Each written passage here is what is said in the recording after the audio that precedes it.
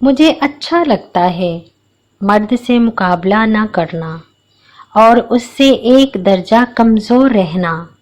مجھے اچھا لگتا ہے جب کہیں باہر جاتے ہوئے وہ مجھ سے کہتا ہے رکو میں تمہیں لے جاتا ہوں،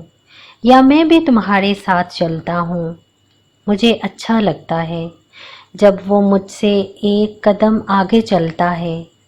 غیر محفوظ اور خطرناک راستے پر اس کے پیچھے پیچھے اس کے چھوڑے ہوئے قدموں کے نشان پر چلتے ہوئے احساس ہوتا ہے اس نے میرے خیال سے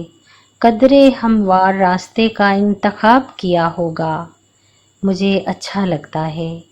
جب گہرائیوں سے اوپر چڑھتے اور اونچائیوں سے ڈھلان کی طرف جاتے ہوئے وہ مڑ مڑ کر مجھے چڑھنے اور اترنے میں مدد دینے کے لیے بار بار اپنا ہاتھ بڑھاتا ہے۔ مجھے اچھا لگتا ہے جب کسی سفر پر جاتے ہوئے اور واپس آتے ہوئے سامان کا سارا بوجھ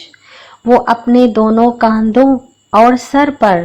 بنا درخواست کیے خود ہی بڑھ کر اٹھا لیتا ہے، اور اکثر وزنی چیزوں کو دوسری جگہ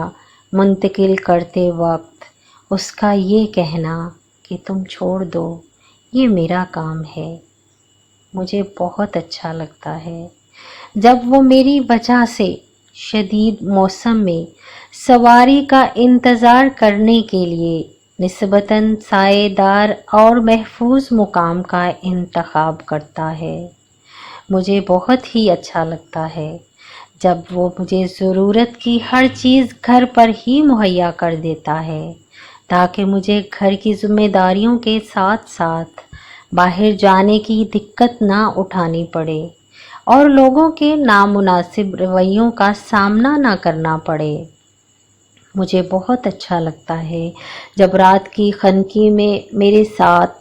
آسمان پر تارے گنتے ہوئے وہ مجھے ٹھنڈ لگ جانے کے ڈر سے اپنا کوٹ اتار کر میرے شانوں پر ڈال دیتا ہے۔ مجھے اچھا لگتا ہے جب وہ مجھے میرے سارے غم آنسوؤں میں بہانے کے لیے اپنا مضبوط کاندھا پیش کرتا ہے اور ہر قدم پر اپنے ساتھ ہونے کا یقین دلاتا ہے۔ مجھے اچھا لگتا ہے جب وہ بدترین حالات میں مجھے اپنی متاع حیات مان کر تحفظ دینے کے لیے میرے آگے ڈھال کی طرح کھڑا ہو جاتا ہے اور کہتا ہے ڈرو مت، میں تمہیں کچھ نہیں ہونے دوں گا۔ مجھے اچھا لگتا ہے جب وہ مجھے غیر نظروں سے محفوظ رہنے کے لیے نصیحت کرتا ہے اور اپنا حق جتاتے ہوئے کہتا ہے کہ تم صرف میری ہو۔ لیکن افسوس ہم سے اکثر لڑکیاں